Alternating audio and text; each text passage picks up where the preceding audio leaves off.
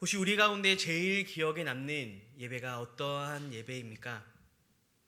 우리가 수백 번 또는 수천 번의 예배를 드리면서 우리가 이 일평생의 인생을 살고 있는데 우리 가운데 제일 기억에 남는 예배 혹시 어떠한 예배입니까? 저는 먼저 고2 여름 수련회 때 가서 그 하나님을 만났던 그 예배가 아직도 기억에 납니다.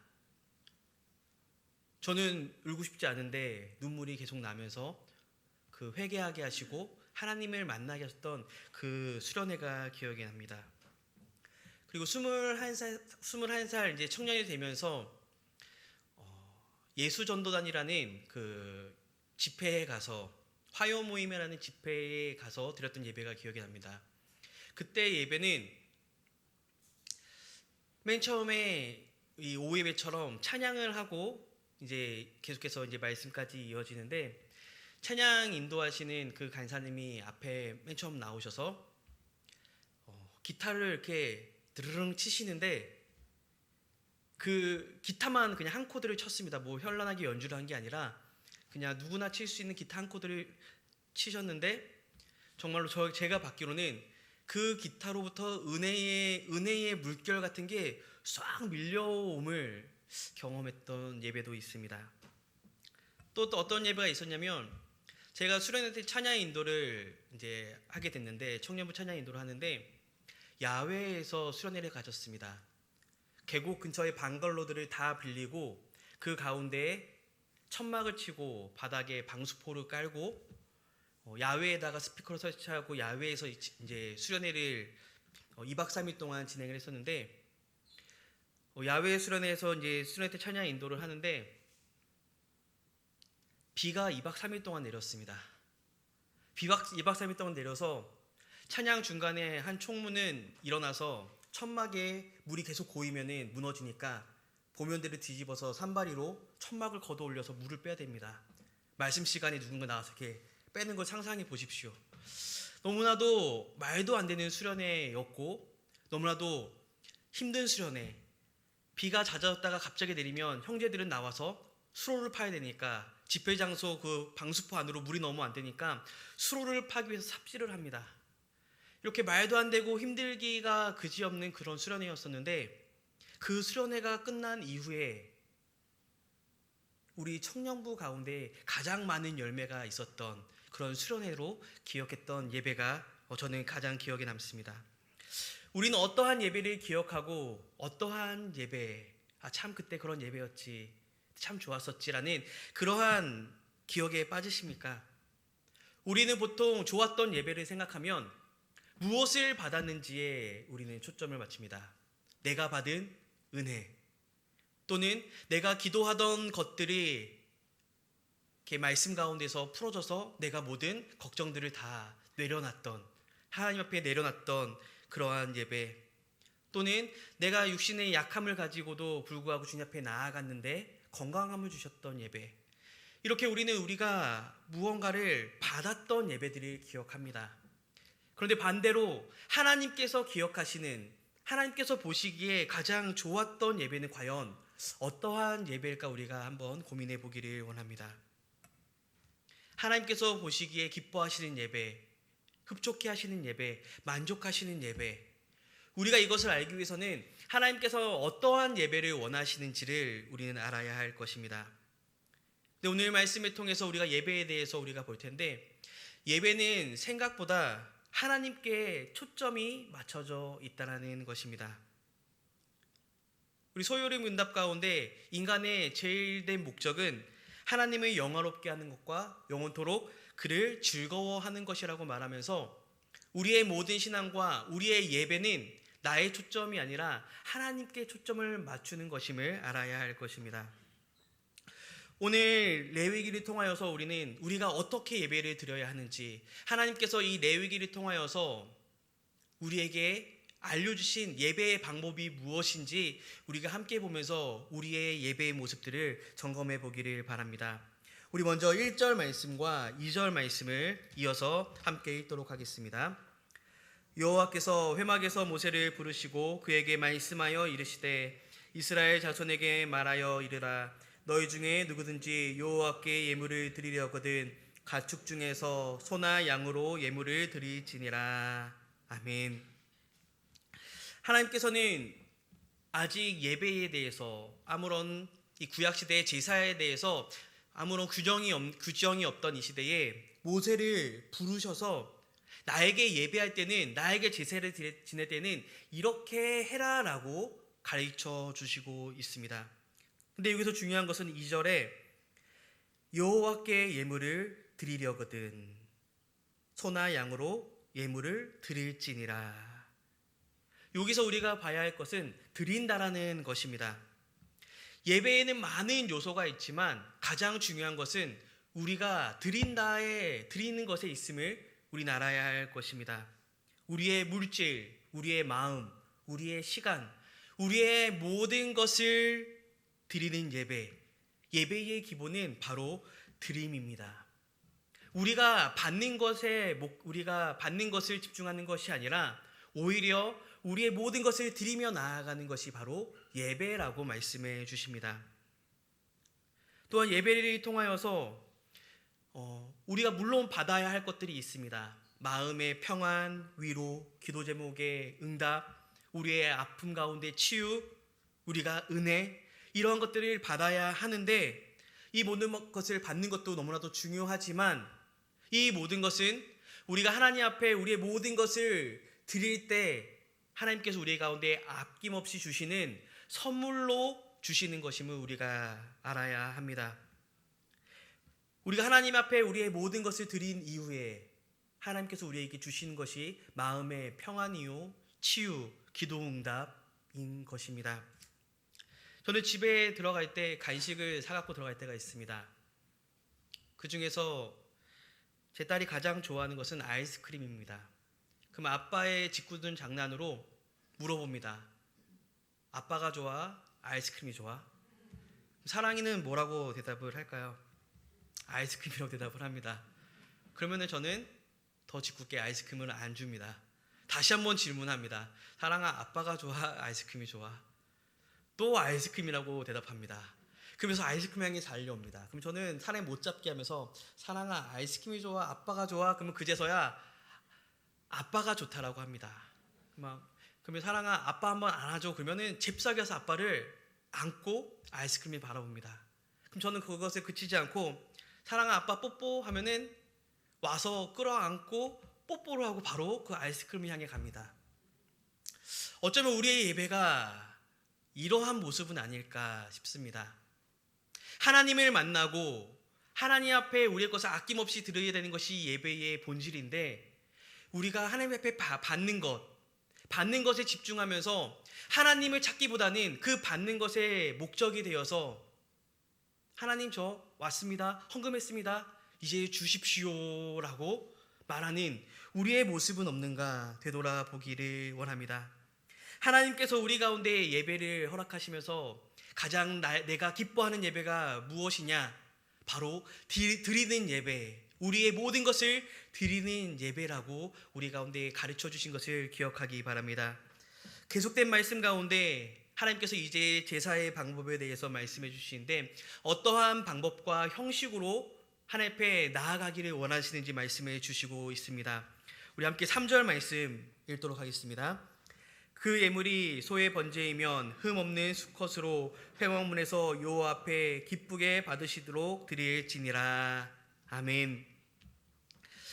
여기서 중요한 것은 여호와 앞에 기쁘게 받으시도록 드릴지니라입니다. 내 만족과 내 유익을 위해서 또는 내가 자랑하기 위해서 우리가 하나님 앞에, 교회 앞에 드리는 것이 아니라 바로 하나님께서 기쁘게 받으시도록 드린다라는 것입니다. 그래서 흠없는 수컷, 즉 최고의 것을 드리라고 말씀하고 있습니다.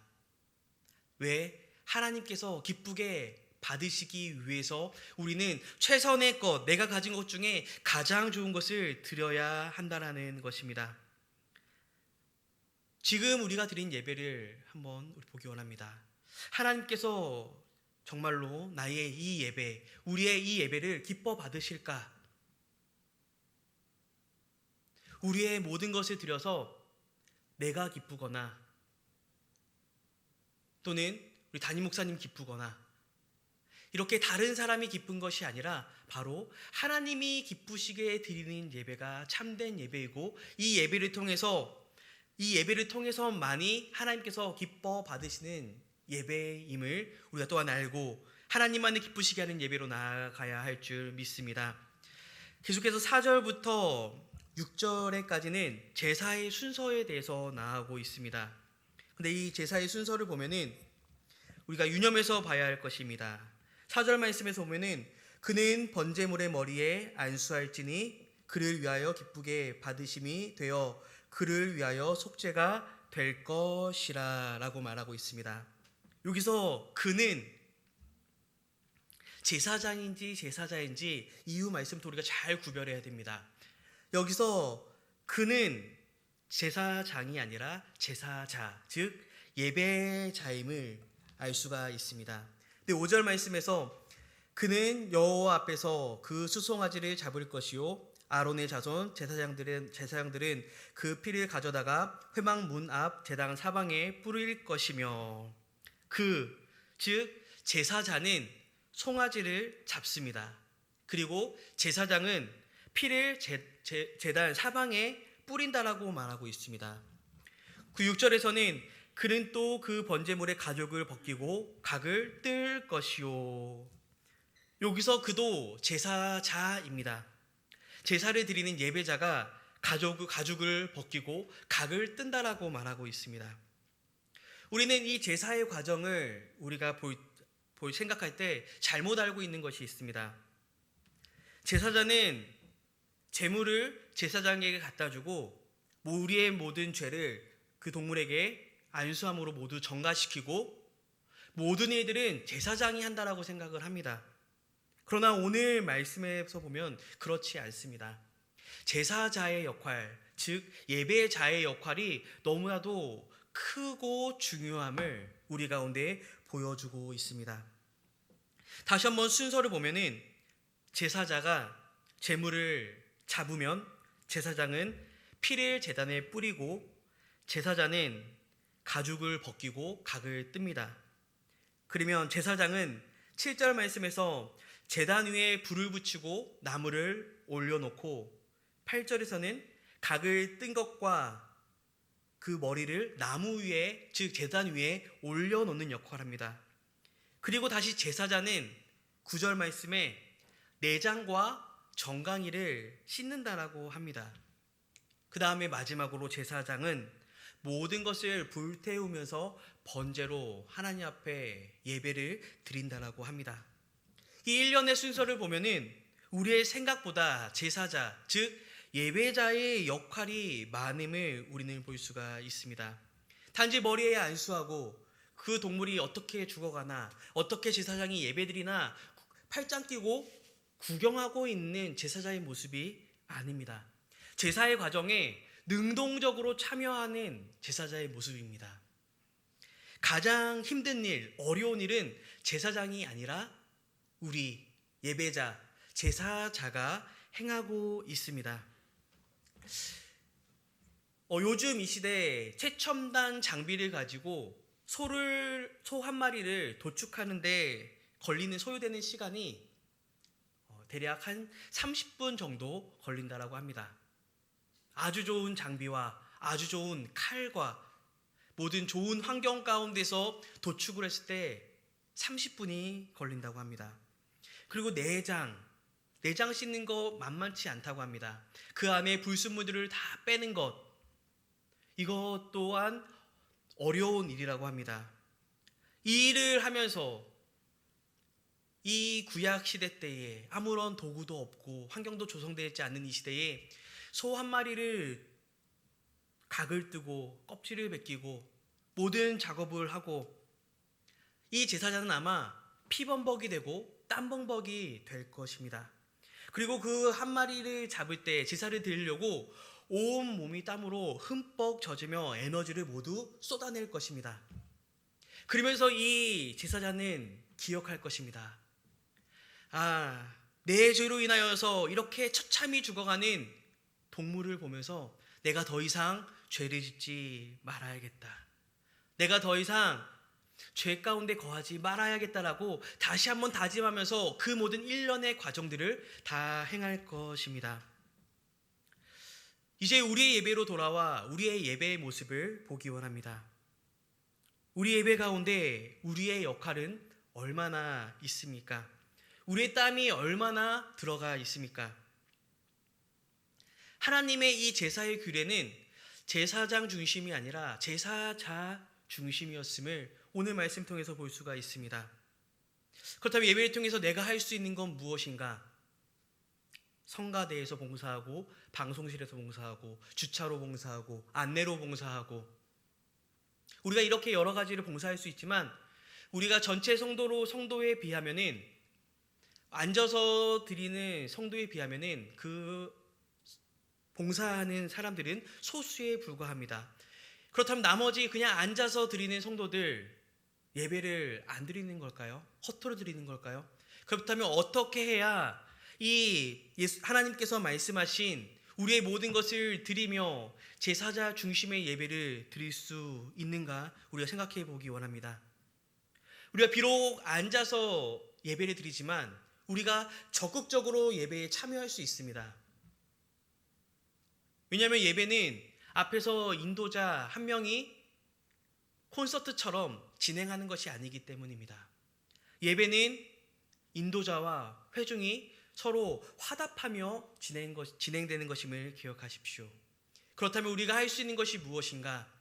찬양 시간 가운데 우리가 최선을 다하여 찬양하는 것입니다.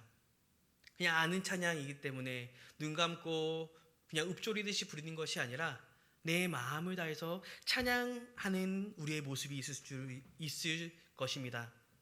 또 어떠한 것이 있냐면 앞에서 대표기도로 장로님이나 또 안수집사님이 대표기도 하실 때 우리는 앉아서 그 기도의 제목을 다시 한번 우리의 마음으로 읊조리며 그 기도의 제목, 그 기도에 아멘으로 화답할 수 있을 것입니다. 그리고 지금 이렇게 말씀이 선포될 때에 우리의 모든 것을 버리고 그 말씀에 집중하는 우리의 모습, 이것이 바로 하나님께서 원하시는 우리의 제사자 된 역할일 것입니다. 구경만 하는 예배가 아니라 모든 순서에 최선을 다하고 우리가 가진 하나님께서 허락하신 그 은사대로 예배를 섬기는 예배가 되어야 할 것입니다. 이것이 바로 하나님께서 기뻐하시는 예배임을, 하나님께서 바라시는 예배임을 오늘 우리 가운데 증거하고 있습니다. 오늘 말씀을 받으면서 혹시 우리 마음 가운데, 우리의 모습 가운데 잘못된 예배 습관이 있었다면 이 구약시대의 이 제사를 통하여서 알려주신 이 예배의 방법을 본받아서 다시 한번 우리의 예배의 모습을 정비할 수 있는 우리 모두가 되기를 바랍니다. 또한 이 예배 가운데 하나님께서 말씀 우리 가운데 보여주시면서 또 예배 순서와 형식을 알려주시면서 하나님의 놀라우신 은혜를 우리 가운데 보여주십니다. 우리 9절 말씀 함께 읽도록 하겠습니다. 그 내장과 정강이를 물로 씻을 것이요 제사장은 그 전부를 제단 위에서 불살라 번제를 드릴지니 이는 화제라 여호와께 향기로운 냄새니라. 아멘. 하나님께서는 이 숫송아지를 번제로 드렸을 때 이는 화제라 여호와께 향기로운 냄새라 라고 말씀해 주십니다. 그런데 13절은 양이나 염소를 제물로 바쳤을 때의 결론입니다. 13절 하반절 끝에 보면 이는 화제라 여호와께 향기로운 냄새니라. 그리고 17절은 아주 극빈 자들, 낼 것이 없는 자들은 비둘기를 잡아다가 산비둘기나 집비둘기를 잡아다가 제물로 드리는데 그 결론이 이렇게 됩니다. 17절 하반절에 이는 화제라 여호와께 향기로운 냄새니라. 하나님의 놀라운 은혜가 여기 있습니다. 하나님께서는 제사자의 형편에 따라 최선의 것을 드리라고 말씀하셨습니다. 근데 하나님께서는 소는 더 큰 은혜, 집비둘기는 좀 작은 은혜, 이렇게 구분하신 것이 아니라 소를 잡아서 드린 자나 집비둘기를 잡아서 드린 자나 똑같이 하나님께서는 여호와께서 향기로운 냄새로 받으시겠다라고 우리 가운데 말씀해 주고 계십니다.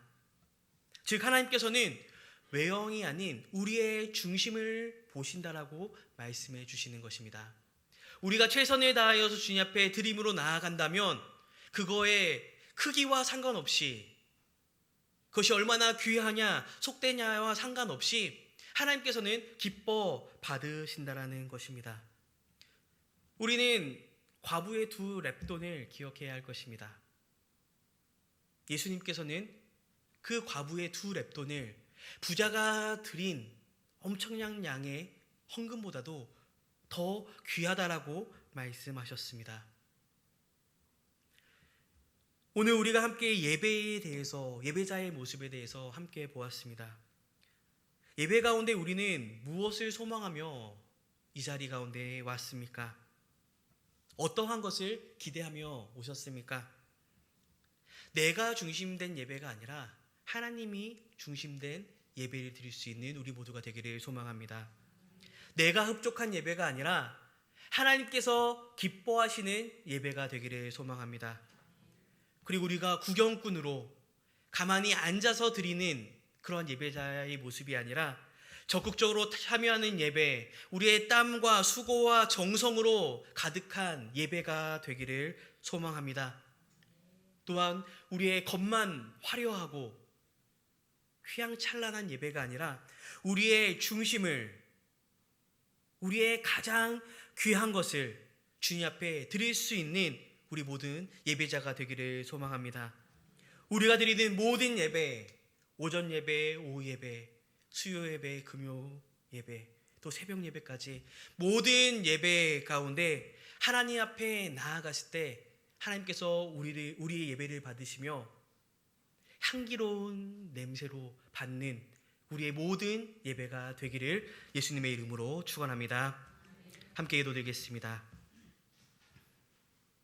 하나님 감사드립니다. 우리의 예배를 받으시며